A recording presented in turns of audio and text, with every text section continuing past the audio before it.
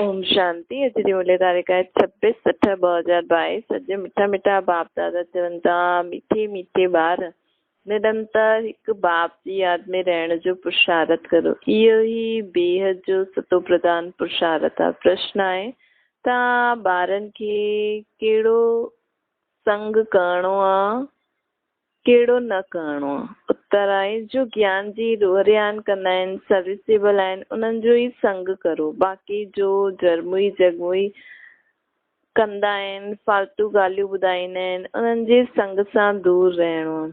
Here no evil, see no evil.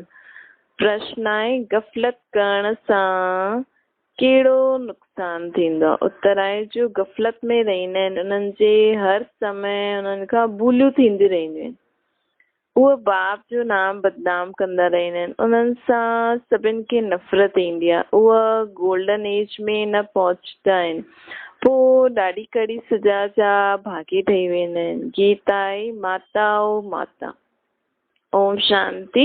यह माताउनि जी महिमा आहे। तव्हां सभु माताऊं आहिनि। भारत माता शक्ति अवतार ईअं चइबो आहे न, छो जी अवतार हिकु जो ई ॻाल्हि आहे। उहा विश्व खे पावन ठाहिण जे लाइ अवतार वठंदो आहे। हाणे तव्हां ॿारनि जी ॿुद्धि में आहे कि परम पिता परमात्मा असांखे पतित खां पावन ठाहिण आयो आहे ब्रह्मा जे तन में। ये जो दिलवालो मंदिर आहे, ये पूरो यादगार आहे। जो बि भक्ति मार्ग जा यादगार आहिनि, यादगार हूंदा ई आहिनि संगम ते।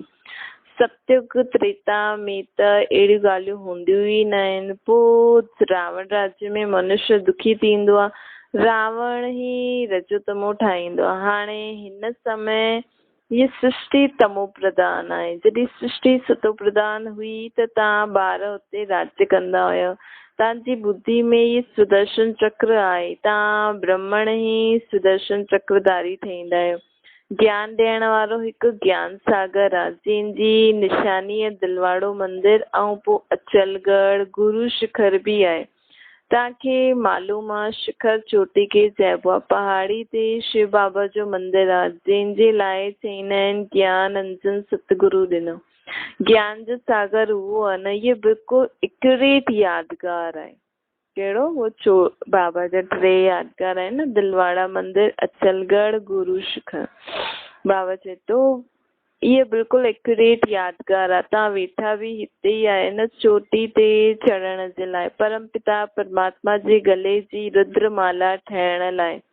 तव्हांखे इहो ज्ञान मिले थो। पोइ जॾहिं तव्हां अचल स्थैर्यम ठही वेंदव त तव्हां वञी करे रुद्रमाला में रुद्रमाला ठहींदव। जॾहिं तव्हां सतो प्रधान ठही वेंदव त तव्हां बाप वटि निवास कंदा आहियो मथे परम धाम में। पोइ असां उतां खां हेठि ईंदा आहियूं। इहे जीअं डबल पीअर घर आहे। प्रजापिता ब्रह्मा जो बि आहे, शिव बाबा बि हिते आहे, त असां हाणे डबल पीअर घर में आहियूं। त बाबा चईंदा आहिनि तव्हां ॿारनि खे ज्ञान श्रृंगार कराइण लाइ बाबा आया आहिनि। इहो बेहद जो पीअर घर, ससुर घर, उहो आहे हद जो। उहो थींदा आहिनि हद जो। कन्या ससुर घर वेंदी आहे, जेवर आदि पाईंदी आहे, हुनमें सुख समझदी आहे। हाणे तव्हां सम्झी विया आहियो, असां बेहद जे बाप जे घर में वेठा आहियूं। ससुर घर वञण जे लाइ अविनाशी ज्ञान रतन जी धारणा था करूं। हाणे असां सत्युगी ससुर घर वञण जे लाइ असां हाणे हिते अविनाशी ज्ञान रतन जी धारणा था करूं। 21 जन्मनि जे लाइ तव्हांजी झोली भरिजे थी न, परंतु तीव्र वेग एतिरी न आहे। सतो प्रधान खे तीव्र वेगी चइबो आहे। कोई सतो गुणी ऐं कोई हाणे ताईं बि रजो गुणी आहे। 3 प्रकार जा पुरुषार्थी हूंदा आहिनि। ऊंच ते ऊंच पुरुषार्थी सदैव बुद्धि में हिकु बाप खे ई रखंदो आहे। ऊंच ते ऊंच आहे उहो बाप। हाणे तव्हां ॼाणंदा आहियो असां बेहद सुख में वञूं था। हुनजे लाइ पुरुषार्थ में बि ॾाढो सुठो करणो खपे, बेहद जो। आत्मा चईंदी आहे मां हिन ऑर्गन्स में आई आहियां। हाणे परम पिता परमात्मा मिलियो आहे। चईंदा आहिनि ॿार तव्हांखे हिते पुरुषार्थ करे गोल्डन एज में वञिणो आहे। जॾहिं अहिड़ी अवस्था थी वञे तॾहिं गोल्डन एज में ईंदव न। सतो तमो प्रधान खां पोइ सतो प्रधान ठहिणो आहे। सतो प्रधान भी सभिनि खे ठहिणो ई आहे। सभी आत्माएं, सभु धर्म वारी आत्माएं सतो प्रधान ठहींदियूं। पोइ भले थोरो समय सतो प्रधान रहनि, पोइ तमो प्रधान अची थी वञनि, लेकिन पहिरियों त पार्ट सतो प्रधान जो हूंदो आहे न। तव्हांजो पार्ट ई सतयुग में आहे, हिन करे तव्हां सतो प्रधान ठहींदा आहियो। परंतु ॼाणो आहे, ॼाणदा त सभु, वञिणो त सभिनि खे आहे न। सभिनि खे नंबरवार रुद्रमाला में वञिणो आहे। हीअ रुद्रमाला केतिरी वॾी आहे। पहिरियों आहे 8, पहिरियों शिव बाबा, पोइ 8, पोइ 108 रत्ननि जी विजयमाला जो विष्णु जे गले में ॾेखारींदा आहिनि। तव्हांजो यादगार केतिरो एक्यूरेट आहे। दिलवालो मंदिर, तपस्या में वेठा आहियो, मथे में राजा ई ॾेखारींदा आहिनि। मंदिर में मुख्य जगदम्बा जो भी नाम आहे। पाठ त तव्हां माताउनि जो आहे न। बाप अची करे गुरु पद तव्हां माताउनि खे ई ॾींदो आहे। हिते भी मेजॉरिटी माताउनि जी आहे, इन करे भारत माता शक्ति अवतार ॻायल आहे न। सेना भी चइबो, छो जी आपस में ॾाढा आहियो, तव्हां ॾिसंदा आहियो वृद्धि खे पाईंदा था रहनि। सन्यासी गरबा छॾंदा आहिनि पवित्र ठहिण लाइ। रावण राज्य शुरू थींदो आहे त पवित्रता जी ज़रूरत रहंदी आहे न। हुन समय हाहाकार थी वेंदो आहे, अर्थक्वेक आदि थींदी आहे। एतिरा सभु महल आदि काॾे विया, सभु विनाश पाइजी वेंदा, बस सागर में हली वेंदा। हीअ सृष्टि जो चक्कर फिरंदो रहंदो। कीअं फिरंदो आहे, इहा सम्झण जी ॻाल्हि आहे। आयरन एज खां पोइ गोल्डन एज में वञिणो आहे। स्वर्ग आहे तव्हांजो बेहद जो सुर्ग, जंहिंजे लाइ तव्हां पुरुषार्थ था करो। पूरो ज्ञान हुजे, पूरो पुरुषार्थ करो, तॾहिं ख़ुशी जो पारो चढ़े। अतीन्द्र सुख अंत जो ॻाल्हि आहे। पिछाड़ी में तव्हांखे पतो पइजी वेंदो कि कंहिं केतिरो पुरुषार्थ कयो, छा पद पायो। पिछाड़ी में सम्झंदव जेसि ताईं पुरुषार्थ करे गोल्डन एज ताईं पहुची वेंदासीं, तेसि ताईं बाबा चए थो त जो न पहुचंदा उहो पोइ सजा खाईंदा। हाणे त सभिनि जो क़यामत जो समय आहे। सभिनि खे हिसाब किताब चुक्तो करे वञिणो आहे परम धाम। तव्हां चुक्तो कंदा रहंदा आहियो ज्ञान ऐं योग सां। ॻायल बि आहे न, चढ़े त चाखे वैकुंठ रस, छो जी विकार में किरी पईंदा आहिनि न। देह अभिमान में अचण सां ई विकार में किरंदा आहिनि, पोइ चढ़ी न सघनि। चढ़ंदा आहिनि पोइ किरंदा आहिनि। टाइम त लॻंदो आहे न, ईअं त थी न सघे जो सिधो हली वञे न। पोइ अगरि हिकु बार वरी विकार में किरी पिया त पोइ वापसि चढ़ण में टाइम लॻंदो आहे। त बाबा चवनि था थोरी बि अवस्था सुठी हूंदी आहे न, पोइ देह अभिमान अची वेंदो आहे। महसूस त ईंदी आहे कोई ग्रहचारी, महसूस त ईंदी आहे कोई ग्रहचारी आहे। मनसा में तूफ़ान ॾाढा ईंदा आहिनि, चढ़ण में त टाइम लॻंदो आहे न। बाबा रोज़ सम्झाईंदा आहिनि कि ॿार पढ़ाई रोज़ पढ़ो, पॉइंट्स दिन प्रतिदिन ॾाढियूं मिलंदी रहंदियूं आहिनि। बाप ऐं वर्से खे यादि करो। इहे नाटक पूरो थी वियो, असांखे वरी खां वरसो वठिणो आहे। सतयुग में राजा रानी प्रजा सभु हूंदा। जहिड़ा कर्म अथवा जो पुरुषार्थ कंदो ओड़ो ई फल पाईंदो न। लक्ष्मी नारायण सां ई राज्य शुरू थींदो आहे, उहो थींदो आहे विक्रमाजीत संवत। विक्रमनि ते जीत पाए करे तव्हां पंहिंजो राज्य वठो था न। नंबरवार पुरुषार्थ अनुसार पद पाईंदासीं। हर हिकु पंहिंजी पुरुषार्थ जी रिज़ल्ट ॾिसंदो हले असां केतिरो पुरुषार्थ था करूं। तमो प्रधान खां सतो प्रधान में त वञिणो ई आहे। आत्मा चईंदी आहे मूंखे, मां पुरुषार्थ करे सूर्यवंशी राजा ई पद पायां। असां त पूरो पढ़ी करे बाप खां पूरो वरितो वठंदासीं। तव्हांखे हाणे सॼे ज्ञान जी रोशनी मिली आहे न। भविष्य में तव्हां छा ठहींदव। ॾाढा ॿार गफ़लत करण जे कारण भुलिजी वेंदा आहिनि, अवज्ञा बि कंदा रहंदा आहिनि, बेहद जे बाप जी निंदा कराइण जे निमित ठही वेंदा आहिनि। क्रोध जे कारण बि केतिरो नुक़सान करे छॾंदा आहिनि। सम्झंदा आहिनि इन्हनि में त क्रोध जो भूत आहे, इन करे कामी ऐं क्रोधी सां ॾाढो दूर रहणो खपे। उन्हनि जो संग न करणो खपे। संग उन्हनि जो हुजिणो खपे जो ज्ञान जी टुकलू कंदा आहिनि। ईअं न जो जरमई जगमुई कंदा आहिनि, कंहिंजी निंदा करनि, उन्हनि जो संग करो न। सिवाय ज्ञान जे कोई ॻाल्हि न ॿुधणी खपे। इहे ॻाल्हियूं बि नामी गिरामी आहिनि, ॾेखारींदा बि आहिनि। दूतियुनि जे कारण राम ऐं सीता खे वनवास मिलियो। दूतीपन नुक़सान करे छॾींदो आहे न, हीयर नो ईविल। उल्टी सुल्टी ॻाल्हियूं करण जे संग जे कारण, उल्टी सुल्टी ॻाल्हियूं करण वारे जे संग जे कारण कॾहिं बि उन्हनि जे संग में कॾहिं बि फसणो न आहे, ॾाढो नुक़सान करे छॾंदा। बेहद जे बाप सां बुद्धि योग तोड़ाए छॾंदा। पूरो योग न हूंदो त फेल थी चंद्रवंशी में हली वेंदा। बाक़ी ईअं न कि राम राज्य में कोई रावण सीता खे चुराए वठंदो, न। इहे सभु गिरावट जी ॻाल्हियूं आहिनि। मतिलबु हाणे ॾिस, हाणे ई रावण आहे न, ऐं हाणे असां परमात्मा जी सीतायूं ठहूं था। ऐं ठहींदे ठहींदे अगरि असां रावण जी क़ैद कोई भूल करे छॾी, उहो बि राम जी सीता ठही, लेकिन भूल कई त वापसि रावण जी क़ैद में हली वई न। त उहो ईअं हाणे असां परमात्मा राम जा ठहूं था, हुयासीं लेकिन भुलिजी वियासीं। मत ते हली करे हाणे उन्हनि जी मत ते हली करे उन्हनि जा ठहूं था। पोइ अगरि रावण जे कंहिं न कंहिं ॻाल्हि में फसी वियासीं रावण राज्य में, पोइ वापसि रावण राज्य में हली वेंदासीं। इहे सभु हितां जी ॻाल्हियूं आहिनि, फसाइण जी। बाबा चए थो द्वापर खां वठी करे पुकारंदा आया, शुद्ध किरंदा आया, तॾहिं त भॻवान खे अचिणो पए। अगरि सदगति थींदी आहे त भॻवान खे अचिणो न पए। अगरि भक्ति सां सदगति थिए थी, दयादारी गुरुनि सां सदगति थिए थी, पोइ त भॻवान खे सॾी न करणो खपे न।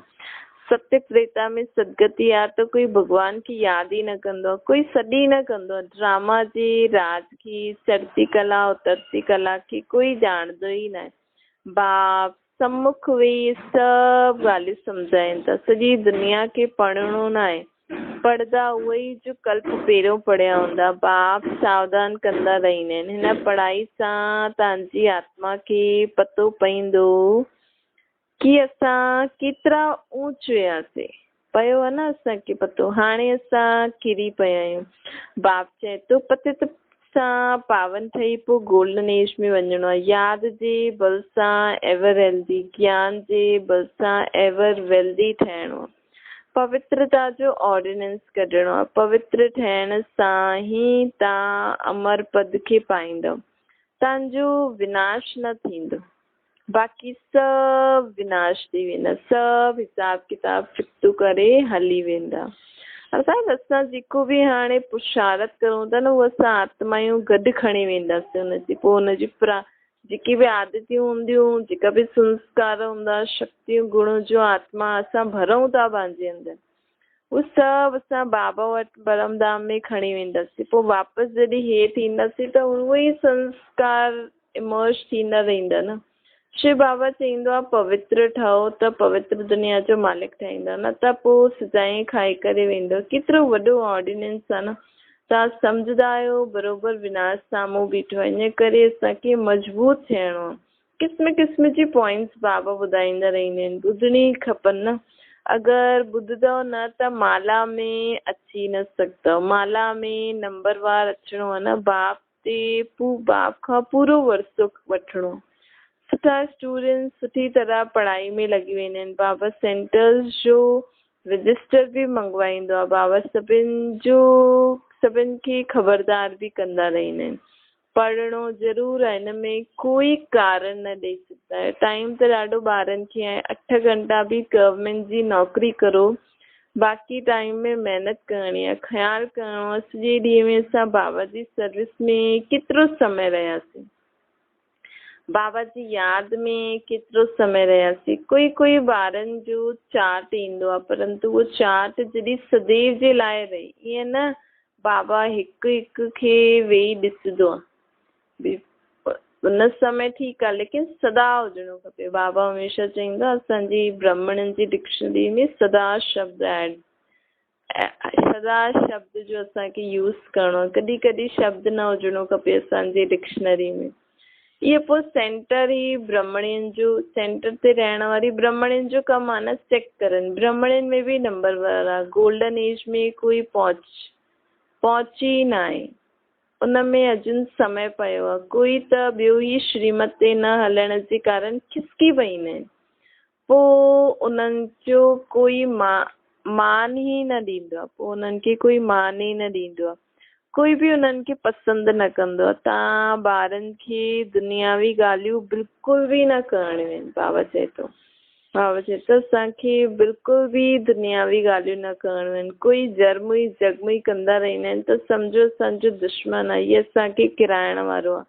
फालतू ॻाल्हियूं न करणियूं आहिनि, पंहिंजे खे ॾिसणो आहे केसि ताईं पहुचई। सतगुरु हिकु बाप आहे, हुन में इहे ज्ञान भरियलु आहे। तव्हांखे त मथे गुरु शिखर परम धाम में वञिणो आहे। इहे सभु ज्ञान जी ॻाल्हियूं आहिनि, पहाड़ आदि जी कोई ॻाल्हि कोन्हे। सभिनि खां पार हली वञिणो, सभिनि खां असांखे पार हली वञिणो आहे। हिन ॻाल्हियुनि खे कोई ॼाणंदो न आहे। बाप चईंदो आहे तव्हां पहिरियों सतो प्रधान हुयो, हाणे तव्हांखे सतो प्रधान ठहिणो आहे। ॾाढा आहिनि जंहिंखे इहे बि निश्चय न आहे, पूरो योग न आहे, ॿियनि खे सम्झाईंदा आहिनि, उन्हनि जो कल्याण थी वेंदो। उन्हनि जो कल्याण ईअं न की उहो कल्याण कंदा आहिनि, न, उहो त पंहिंजे भाग्य अनुसार राज खे सम्झी वेंदा आहिनि। ईअं न की उहो बाबा चईंदा आहिनि कई ॿार न ख़ुदि एतिरो ध्यानु न ॾींदा आहिनि, ॿियनि खे सम्झाईंदा रहंदा आहिनि, ख़ुदि उन धारणा ते न हलंदा। उन्हनि जो कल्याण थी वेंदो आहे, छो जी भाग्य अनुसार उहा आत्मा राज खे सम्झी वेंदी आहे। इहे अहिड़ा ॾाढा आहिनि जो ब्रह्मणी खां बि तीखा हली वेंदा आहिनि। मतिलबु कई सेंटर्स ते बाबा जा ॿार जो ईंदा आहिनि, उहे पढ़ाइण वारी टीचर खां बि अॻियां हली वेंदा आहिनि। कई ॿारनि में बि अञा ताईं देह अभिमान ॾाढो आहे, पिछाड़ी में देह बि यादि न रही। सन्यासी में बि कोई वीरलो अहिड़ो हूंदो आहे जो वेठे वेठे शरीर छॾे ऐं सन्नाटो थी वेंदो आहे, पोइ बि गृहस्थनि वटि अची करे जन्म वठंदा आहिनि। पोइ श्रेष्ठाचारी ठहिण लाइ जंगलनि में वेंदा आहिनि। माया जो राज्य आहे, इहे चक्कर कीअं फिरंदो आहे उन्हनि खे बि सम्झणो आहे। ॾाढा ॿार आहिनि जे बाबा खे कॾहिं ॾिठो बि न आहे त बि यादि कंदा रहंदा आहिनि त ज़रूरु ऊच पद पाईंदसि। जो पुरुषार्थ जो खेल आहे न, कोई त रात ॾींहुं ॾाढी महिनत कंदा आहिनि। तव्हां ॼाणंदा आहियो हिन पतित दुनिया में, हिन शरीर में तव्हांखे सतो प्रधान ठहिणो आहे। आत्माउनि खे टाइम त लॻंदो आहे न पावन ठहिण में। जेसि ताईं इहा दुनिया आहे, इहा पढ़ाई आहे, तेसि ताईं असांखे पढ़णो आहे। जेसि ताईं जीअणो आहे ओसि ताईं ज्ञान अमृत पीअणो आहे, ताकी कर्मातीत अवस्था में हली वञो। हिन देह सां दुनिया सां बिल्कुलु बि ममत्व न हुजिणो खपे। राजा रानी ठहिण में महिनत त करणी पवंदी आहे न। जो पढ़ंदा उहो दिलि रूपी तख़्त ते वेहींदा, अंदर में सम्झंदा आहिनि किथे मदद, केसि ताईं असां बाबा जा मददगार आहियूं। बेहद जो बाप अवस्था ॾिसी प्यार कंदो आहे न, जिते बाबा खे यादि करे दैवी गुण धारण करे, इहे बि मदद थी। तव्हांखे ॾिसी करे ॿिया बि सिखंदा त बाबा हुन अनुसार ई असांखे प्यार कंदो आहे। बाप चईंदा आहिनि तॾहिं त चईंदा न नंबरवार यादि प्यार बि नंबरवार मिलंदो। बाबा चईंदा आहिनि की हमेशह ॾिसणो खपे, बेहद जो बाप अवस्था ॾिसी प्यार कंदो आहे। बाप चईंदो आहे पंहिंजो कल्याण करणु चाहींदा आहियो त श्रीमत ते हलो, अहिड़ो कोई कमु न करो जो ॿियनि खे नफ़रत अचे। बॉक्सिंग आहे न, तव्हांखे हिन युद्ध में केतिरो टाइम लॻंदो आहे न। अच्छा मिठी मिठी सिकले ते ॿारनि प्रति माता पिता बाप दादा जो यादि प्यार ऐं गुड मॉर्निंग। रूहानी बाप जी असां सभिनि रूहानियुनि ॿारनि खे नमस्ते। तव्हांजी बि रूहानी माता पिता बाप दादा खे यादि प्यार गुड मॉर्निंग और नमस्ते। बाबा जो यादि प्यार आहे मीठे मीठे ज्ञान गुज़ारी, ज्ञान योग जे पुरुषार्थी ॿारनि खे माता पिता बाप दादा यादि प्यार थो ॾे। धारणा जे लाइ मुख्य सार, पंहिंजी झोली अविनाशी ज्ञान रत्ननि सां भरी करे पंहिंजो श्रृंगार करणो आहे। अतीन्द्रिय सुख जे लाइ बुद्धि खे ज्ञान सां भरपूर करणो आहे। छो जो बुद्धि में हूंदा उहो वीचार कंदासीं, इन करे बुद्धि में सभु ज्ञान अचणो खपे। तॾहिं चईंदा आहिनि न बाबा बुद्धि योग मिसां लॻायो, अर्थात बुद्धि में बाबा जी ॻाल्हियूं हुजणी खपनि त मन बि उहो ई वीचार कंदो। मन में बाबा जी यादि, बुद्धि में बाबा जो ज्ञान, त मनन बि बाबा जी ॻाल्हियुनि जो थींदो। दूती ॿियो आहे, दूतीपनो ॾाढो नुक़सान कंदो आहे, इन करे ज्ञान जे सवाइ कोई बि ॻाल्हि ॿुधणी बि न आहे, ॿुधाइणी बि न आहे। उल्टी ॻाल्हि ॿुधण वारनि जे संग सां दूर रहणो। वरदान आहे, सर्व प्राप्तियुनि जी ख़ुशी में उड़दे हुए मंजिल ताईं पहुचण वारा स्मृति स्वरूप ठाहो। ब्रह्मण जीवन में आदि खां हाणे ताईं जो बि प्राप्ति थी आहे उनजी लिस्ट स्मृति में लायो त सार रूप में यही चईंदा कि अप्राप्त न आहे कोई वस्तु असां ब्रह्मणनि जे खज़ाने में, ऐं इहे सभु अविनाशी प्राप्ति आहे। हिन प्राप्तियुनि जी स्मृति इमर्ज रहे, अर्थात स्मृति स्वरूप रहणो आहे त ख़ुशी में उड़दा मंजिल ते सहज पहुची वेंदासीं। असां जो चीज़ असां वटि आहे, असां वटि ॾिस ॾाढी सारी चीज़ें आहिनि, लेकिन असांखे यादि ई न हुजे ऐं समय ते असां हुन चीज़ खे यूज़ न करूं त वेस्ट थी वेंदी न। इन करे जेकी बि प्राप्ति असां आत्माउनि खे थी न बाबा सां, उहो असांखे यादि रखणी आहे ऐं यूज़ करणी आहे, स्मृति स्वरूप ठहिणो ऐं हुनखे यूज़ बि करिणो आहे, तॾहिं असां ख़ुशी में उड़दे मंज़िल ताईं सहज पहुची वेंदासीं। प्राप्ति जी ख़ुशी कॾहिं हेठि हलचल में न लाहींदी, छो जी संपन्नता अचल ठाहे छॾंदी आहे न।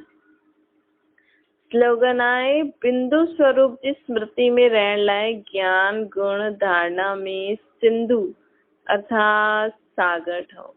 अगरि असां चाहींदा आहियूं कि हाणे असां बिंदु रूप में टिकूं त हुनजे लाइ ज्ञान गुण ऐं धारणा में सागर, सिंधु अर्थात सागर, अर्थात पूरो ज्ञान जो अनुभव, गुणनि जो अनुभव, धारणा जी अनुभव पूरो अंदरि हुजणो खपे, तॾहिं असां सेकेंड में बिंदु लॻाए सघंदासीं। अच्छा, ओम शांति।